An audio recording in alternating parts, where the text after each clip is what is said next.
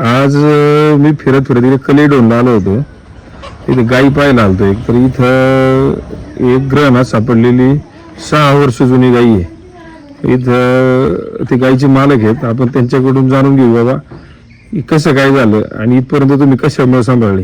बाबा नमस्ते. नमस्ते. तुमचं गाव आणि पूर्ण नाव सांगितलं असतं. आपलं नाव संभाजी मारुती ढोकळे, कलेडोन ढोकळवाडी. ओके. गाईचं वगैरे आम्हाला माहिती दिली असती कसं काय असं झालं काय, तुम्ही का सांभाळली इथपर्यंत.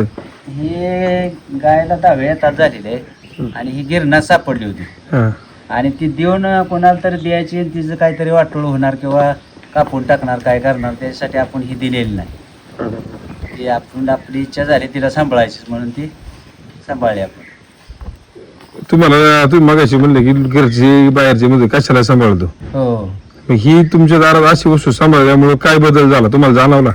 ही वस्तू आपल्या दारात जलामल्यापासून आपल्या दावणी 7-8 जणांवर काय माहितीच, आणि ती बी टॉपची म्हणजे उत्पन्न देणार आहे ती. ओके ओके ओके क्वालिटीची. ओके. असा माणूस आज इकडे आलो आम्ही, आम्हाला आनंद झाला की अशी पण माणसं आहेत की अशी वस्तू सांभाळू शकतात. हो. धन्यवाद मामा. रामकृष्ण हरी. रामकृष्ण.